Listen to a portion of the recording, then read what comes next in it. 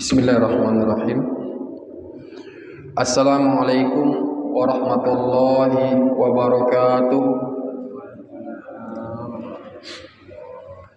Innal hamdalillah nahmaduhu wa nasta'inuhu wa nastaghfiruh wa na'udzu billahi min shururi anfusina wa min sayyiati a'malina. Man yahdihillahu fala mudilla lahu wa man yudlilhu fala hadiya lahu. Asyhadu an la ilaha illallah wahdahu la syarika lah iqrarun bihi wa tauhida wa asyhadu anna Muhammadan abduhu wa rasuluh tasliman majida. Nusalli wa nusallim ala nabiyyina al-karim habibina Mustafa Muhammadin sallallahu alaihi wasallam wa ala alihi wa sahbihi wa man tabi'ahum bi ihsan ila yaumiddin. Wa ba'd. Hadirin hadirat rahimakumullah. Usikum wa iyana bittaqallah. Fatadawwadu fa inna khairaz zadi taqwa. Ittaqillah haitsu ma kunta wa bi sayyi'ati hasanatan tamhuha wa khaliqin nas bi khuluqin hasan. Hadirin hadirat rahimakumullah, jamaah salat subuh Masjid Nur Muhammad rahimakumullah. Alhamdulillah, senantiasa kita puji dan syukur untuk Allah Subhanahu wa taala yang telah memberikan kepada kita nikmat dan karunia-Nya. Di antaranya nikmat iman, hidayah dari Allah Subhanahu wa taala, dan kemampuan untuk bisa melakukan ibadah ketaatan kepada Allah Subhanahu wa taala. Karena kalaulah kita tidak menyukuri apa yang Allah berikan, apa yang ada pada diri kita saat ini tentang nikmat dari Allah Subhanahu wa taala, maka kita tak akan pernah bisa merasakan cukup apapun yang Allah berikan kepada kita. Maka dengan bersyukurlah pada Allah Subhanahu wa taala adalah bagian dari tata cara kita bagaimana mengakui satu nikmat dari Allah Subhanahu wa taala dan mempergunakan nikmat tersebut dengan dalam ketaatan kepada Allah Subhanahu wa taala. Termasuk Pak, Ibu, di antaranya kita ini Allah berikan kemampuan untuk bisa melangkahkan kaki kita ke rumah Allah Subhanahu wa taala ini. Allah berikan kita kesempatan, kesehatan untuk bisa sholat subuh berjamaah, yang mana pada subuh hari ini adalah bagian waktu-waktu yang didoakan oleh Rasulullah SAW. Allahumma barik li ummati fi bukuriha. Ya Allah, berkahilah umatku pada pagi harinya. Mudah-mudahan kita mendapat semua doa barokah dari Rasulullah SAW dengan mampu melakukan ketaatan ini. Karena ketaatan kita lakukan ini bukan innama utitu ala ilmin, bukan karena kita cerdas, bukan karena kita pintar, ataupun bukan karena kita kuat, akan tapi semua adalah karena Allah Subhanahu wa taala masih memberikan kita kesempatan waktu untuk bisa berbenah diri dan mengingat Allah Subhanahu wa taala di sela-sela kesibukan kita yang hampir-hampir nyaris membuat kita lari dari Allah Subhanahu wa taala hingga kita menuju Allah Subhanahu wa taala. Kedua, salawat dan salam mudah-mudahan Allah Subhanahu wa taala senantiasa aturkan kepada Rasulullah sallallahu alaihi wasallam, pada keluarga beliau, para sahabat, tabi'in, tabi'in, dan orang-orang yang mengikuti jejak sunnah Rasulullah sallallahu alaihi wasallam. Allahumma ja'alna minhum min ummati Rasulullah sallallahu alaihi wasallam yang mendapatkan syafa'an dari Rasulullah sallallahu alaihi wasallam. Allahumma amin. Hadirin hadirat rahimakumullah, ada satu kaul atau athar dari sahabat, atau ada mengatakan bagianlah kaul tabi'in, bahwasanya dikatakan innakum satajiduna aqwaman yad'umuna annahum yad'ukum ila kitabillah faqad nabadu wara'a zuhurihim fa'alaikum bil ilmi. Diteruskannya, fa alaikum bil ilmi wa iyyakum wa tanattu wa tabatu wa ta'amu. Fa alaikum bil atiq. Sesungguhnya nanti kamu akan menjumpai kaum-kaum yad'umuna annahum yad'ukum ila kitabillah. Kaum orang-orang ini mana mereka tuh mengajak kalian semua kepada Al-Qur'an. Ayo kembali kepada Al-Qur'an, ayo kembali kepada As-Sunnah. Ayo kembali kepada Allah dan Rasul-Nya. Faqad nabadu wara'a dhuhurihim. Padahal mereka itu sudah berpaling, membelakangi, memunggungi Al-Qur'an. Maknanya mereka pemahaman, pemikiran dan akidah mereka, tata cara mereka beribadah, baik syariatnya, itu bertolak belakang dengan apa yang diperintahkan oleh Allah dan Rasulnya di Al-Quran dan hadis. Maka inilah bagian dari fitnah. Fitnah, baik itu fitnah syubhat ataupun fitnah syahwat. Maka sahabat mengatakan ataupun ulama ini mengatakan fa alaikum bil ilmi. Hendaknya kamu itu dengan ilmu. Senantiasa belajar thalabul ilmi syar'i. Karena kewajiban kita yang pertama itu bagi sebagai seorang muslim, Pak, Bu, itulah thalabul ilmi syar'i. Perintah Allah Subhanahu wa taala, fa'lam annahu la ilaha illallah.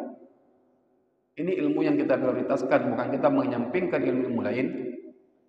Tapi sebagai seorang muslim, sampai Syekh Muhammad bin Abdul Wahab mengatakan dalam kitab beliau Masailul Arba'ah atau min syarh min usul salasah, itu pertama kali adalah fa alaikum bil ilmi. Al amal wal da'watu ilaih wa sabru alal adha. Kitab ini sering banyak disarah oleh ulama-ulama mutaakhirin, di antaralah Syekh Utsaimin. Bahwasanya Syekh Muhammad bin Abdul Wahab beliau mengatakan rahimak fa'lam rahimahullah annahu yajibu alaika ta'allamu arba'u masail. Ketahuilah sungguh dan Allah Subhanahu wa taala merahmati kamu. Sungguhnya Allah mewajibkan kamu untuk belajar 4 perkara. Al-awwal al-ilmu. Ilmu. Al-amalu bih, ad-da'watu ilaihi, sabru 'alal adha. Ilmu, amal, dakwah, menyampaikan semampu kita dan kita bersabar atas jalan dakwah ini. Maka ilmu yang harus diketahui adalah ma'rifatullah, ma'rifatur rasul, wa ma'rifatud dinul Islam. 3 ini yang nanti ditanyakan, Bu. Kita tatkala datang oleh malaikat dalam kubur, maka ruh jenazah itu akan ditanyakan, marabbuka wa ma nabiyuka wa ma dinuka. Ini yang harus kita ilmu, prioritas kita dalam talabul ilmi. Ya, kita mengenalkan diri kita, keluarga kita, anak cucu keturunan kita untuk Allah, mengenalkannya kepada Allah tentang Rasulullah SAW, yang manalah konsekuensi dari kalimat syahadatain yang kita ikrarkan. Asyhadu an la ilaha illallah wa asyhadu anna Muhammadar Rasulullah.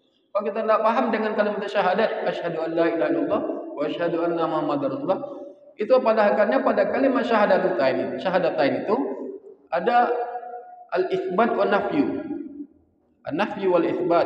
Asyhadu alla, bersaksi, meyakini alla ilaha, tiada ilah, itu ditiadakan. Ilah, alihah, Tuhan-Tuhan tanding-tandingan selain Allah Subhanahu wa taala, arbab, andad, tawaghid, semua ditiadakan selain Allah Subhanahu wa taala.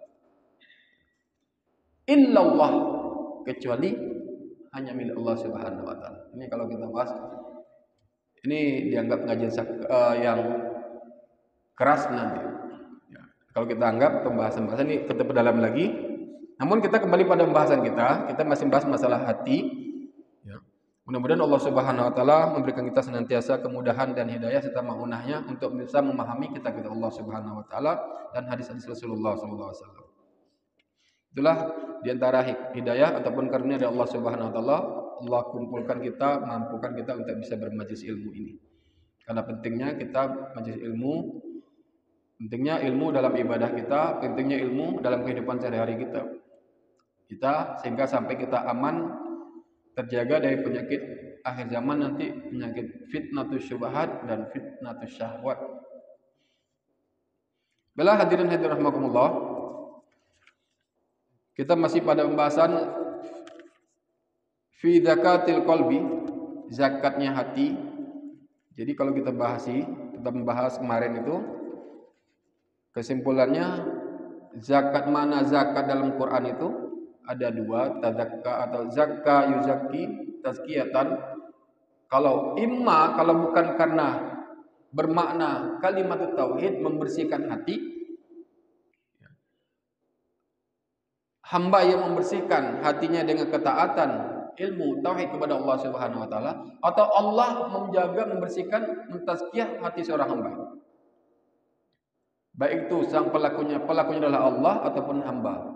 Dalam memahami ayat itu, maknanya ada di antara ayat-ayat Allah Subhanahu wa taala yang kita kaji kemarin itu, di antaranya adalah qad aflaha man tadzakka. Sungguh telah beruntung orang yang mensucikan jiwanya dengan tauhid, dengan ibadah ketaatan kepada Allah Subhanahu wa taala. Dengan makna tafsir ayat qad aflaha man dzakkaha. Sungguh telah beruntung. Ada di antara ulama menafsirkan sungguh telah beruntung orang yang Allah mensucikan jiwanya. Berdasarkan hadis Nabi, Allahumma a'ti nafsi taqwaha wa zakkiha wa anta khairum man zakkaha. Jadi Allah yang mensucikan, menumbuhkan, menjaga hati seorang hamba itu. Dan di ayat lain bahwasanya halaka ila an tadzakka. Ketika Nabi Musa berdakwah mengajak Firaun, halaka ila an tadzakka, mau enggak kamu mensucikan hati kamu dengan yaqulu biqauli la ilaha illallah. Jadi makna tazkiyah nanti berbeda-beda sesuai dengan tafsir ulamanya. Menarik sesuai dengan tafsir para mufassir, bahwasanya dalam Quran itu ada tidak semua tazkiyah ataupun zakat itu nanti larinya kepada membersihkan jiwa. Kadang Allah yang menjaga mensucikan jiwa seseorang itu. Di antara firman Allah Subhanahu wa taala, "Fala tudzakku anfusakum." Janganlah kamu mengkhabarkan, memberitakan diri kamu itu baik. Dengan firman Allah Subhanahu wa taala, "Qad aflaha man dzakkaha." Balillahu yuzakki man yasha. Tapi Allah lah yang mensucikan, menumbuhkan, membersihkan hati seorang hamba. Dan di antara yang bisa menjadikan hati itu tumbuh berkembang, bisa melakukan ketaatan, itu dalam kitab ini Al-Imam Ibnu Qayyim Al-Jauzi menjelaskan di antaranya adalah sedekah, zakat. Berdasarkan firman Allah Subhanahu wa taala, khudh min amwalihim shadaqatan tutahhiruhum wa tuzakkihim. Dan beliau juga diantaranya adalah ghadul basar, bagian dari menjaga hati, mensucikan hati, karena mata merupakan kurir dari hati. Mata dan pendengaran merupakan utusan dari hati. Apabila kita lepaskan tanpa terkontrol, melihat sesuatu, mendengarkan sesuatu yang diharamkan oleh Allah Subhanahu wa taala, maka informasi itu akan diterima oleh hati, sehingga hati menyampaikan pada pikiran, memberikan perintah yang salah apabila salah dalam melihat dan mendengarkan. Dan di antara juga hadis Rasulullah SAW kita sampaikan kemarin bahwasanya yang bisa mensucikan hati itu di antaranya adalah puasa. Karena ibadah puasa itu, ya ma'syarus syabab man istata'a minkumul ba'a falyatadzawwaj fa illam yastati fa alayhi bisyam. Hai ma'syarus syabab, hai pemuda, barang siapa yang mampu di antara kamu yang nikah, maka nikahlah. Fa illam yastati fa alaikum bisyam. Kalau kamu belum mampu, puasa. Karena puasa itu aghaddu lil basar wa ahsanu lil farj. Bila hadirin rahimakumullah, kita sampai kemarin pada pembahasan demikian pada halaman 46 pada kitab kami, yaitu membahas tentang Bismillahirrahmanirrahim, firman Allah Subhanahu wa taala, masih pada kesimpulannya, wa wailul lil musyrikin alladzina la yu'tuna dzakah. Dan celakalah bagi orang kafir itu alladzina la yu'tuna dzakah, yang mana mereka tidak memberikan zakat. Zakat di sini para mufassir, baik itu tafsir Ibnu Katsir, Imam Tabari, dan kebanyakan para mufassir menafsirkan la yaquluna la ilaha illallah. Wa qala ba'dhum la yuqirruna bi amwalihim min zakatihim. Jadi di antara mufassir banyak mereka menafsirkan yaitu orang-orang celakalah bagi orang-orang musyrik yang mana mereka tidak mentazkiyah, memberikan zakat hati mereka, maknanya mereka tidak mengucapkan la ilaha illallah, mereka mengingkari. Ini yang dikatakan, jadi tazkiyah itu, tazkiyah itu hati, zakatnya hati, suci dan berkembangnya hati kita itu dengan kalimat tauhid, mengenal Allah Subhanahu wa taala.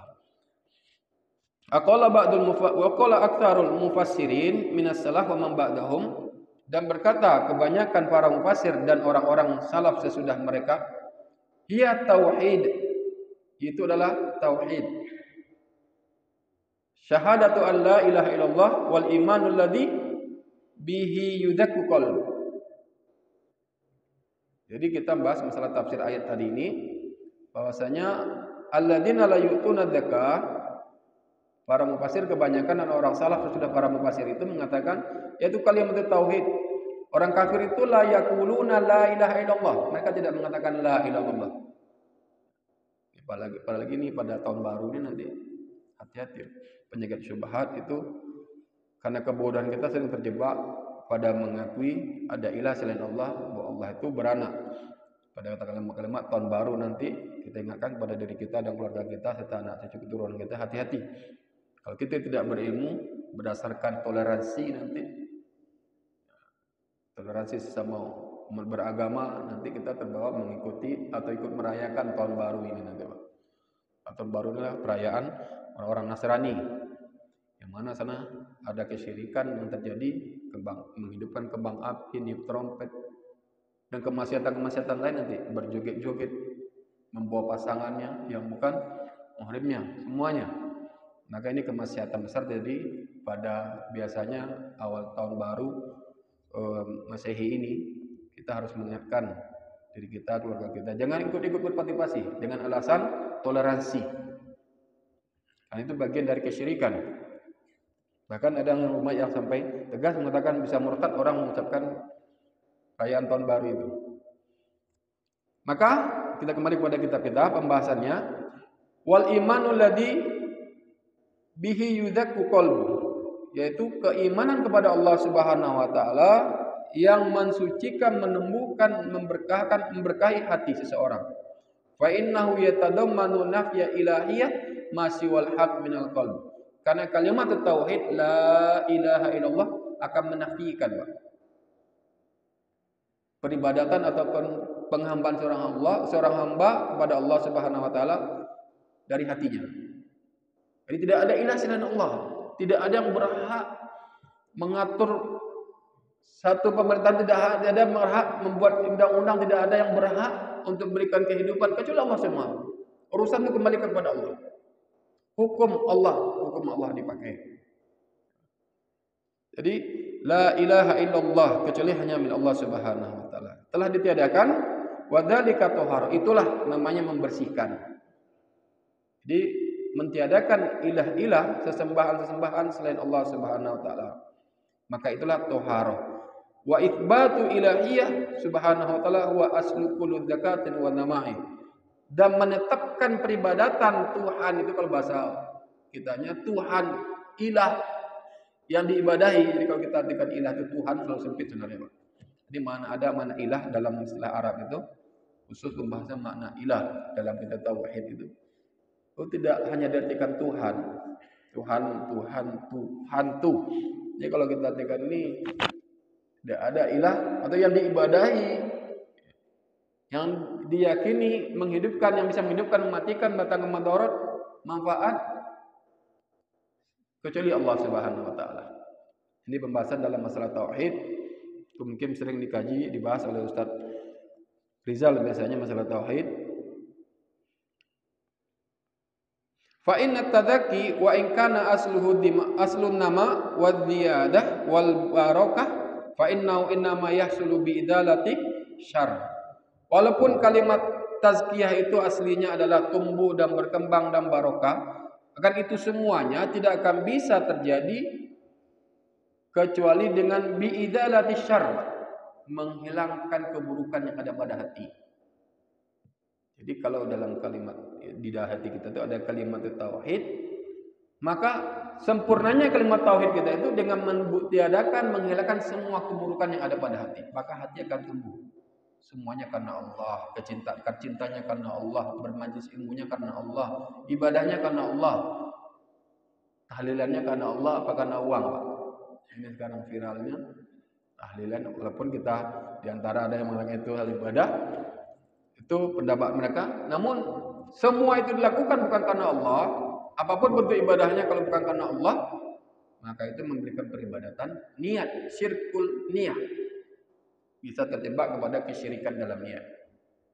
Maka betul-betul harus membersihkan hati kita, mengikhlaskan ibadah kita hanya kepada Allah Subhanahu wa taala.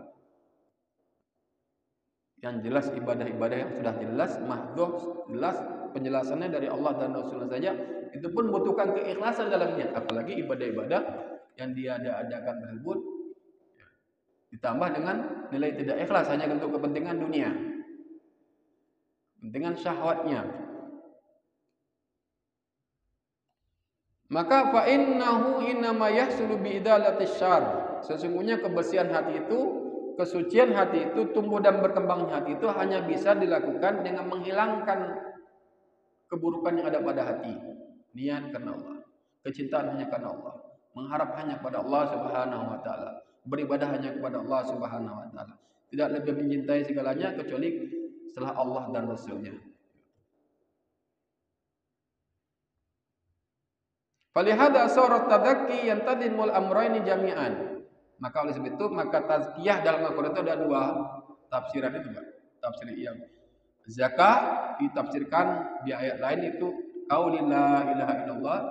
Ada zakah adalah Allah yang mensucikan jiwa orang itu sehingga dia dapat hidayah, dipermudah untuk bisa melakukan ketaatan.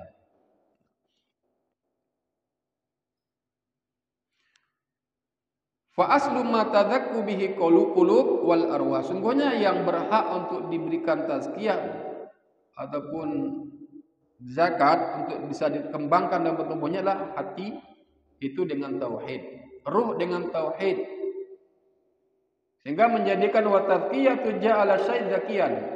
Karena pada hakikatnya tazkiyah itu mensucikan, penyucian dan itu adalah menjadikan sesuatu itu bersih, murni, sofa. Di makna ikhlas adalah, kalau kita bahas masalah ikhlas adalah tasfiyatu niat, mensucikan niat amal hanya untuk Allah Subhanahu wa taala.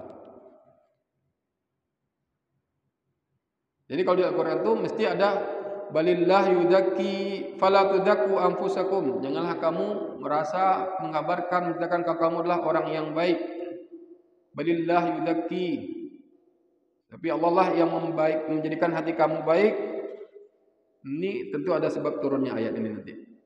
Jadi dalam ayat ini fala tudzaku anfusakum, awalnya ketika Zainab itu namanya lah Barroh. Maka Rasulullah mendengar Barroh itu artinya adalah orang yang baik. Maka Rasulullah merubah namanya dengan Zainab. Maka ayat ini dibacakan ayat ini fala tudzaku anfusakum balillahu yuzakki man yasha. Janganlah kamu merasa menghabarkan aku orang baik, aku adalah yang soleh, yang bertakwa. Tapi Allah lah yang bukan yuzakki man yasha. Allah lah yang memberikan hidayah, ketaatan, ketakwaan pada hati siapa saja yang Allah Subhanahu wa taala kehendaki. Imma fi dzatihi, sesuatu itu akan suci, menjadikan suatu suci, tumbuh dan berkembang baik itu secara zat ataupun secara keyakinan, Pak. Maka wa ala dzalik wala hadza, maka berdasarkan ini fa qaulu ta'ala fala tudzaku anfusakum, berdasarkan ini semuanya maka firman Allah Subhanahu wa taala fala tudzaku anfusakum, janganlah kamu mensucikan diri kamu, merasa diri kamu suci, mengkhabarkan diri kamu suci. Wa ala ghairi, makna berbeda dengan makna qad aflaha man zakkaha. Jadi sama-sama tazkiyah, zakah, yuzaki, tapi berbeda makna. Dan siapa yang bisa membedakan makna ini adalah para mufassir. Karena ayat itu boleh ditafsirkan dengan kaul-kaul ulama ahli tafsir, bukan dengan pendapat dan cara pendapat kita, menurut kita ataupun secara tekstual, tidak. Tapi tafsir Al-Quran itu nanti akan kembali masdarnya merujuknya kepada qaul mufassir Al-Quran, tafsir oleh para sahabat, kemudian tabi'in dan terus murid-murid mereka semuanya. Maka ada kitab tafsir Ibnu Katsir, tafsir Imam Sa'di, tafsir Tabari, tafsir Qurtubi. Semua itulah penafsiran ayat yang mana Al-Quran ini tidak bisa ditafsirkan dengan logika kita, tidak bisa ditafsirkan dengan kalau ulama, apalagi yang perbedaan sekarang ini terjadi, orang gampang menafsirkan ayat secara tekstual. Ini artinya ini. Padahal berbeda. Contoh kecil kita sampaikan.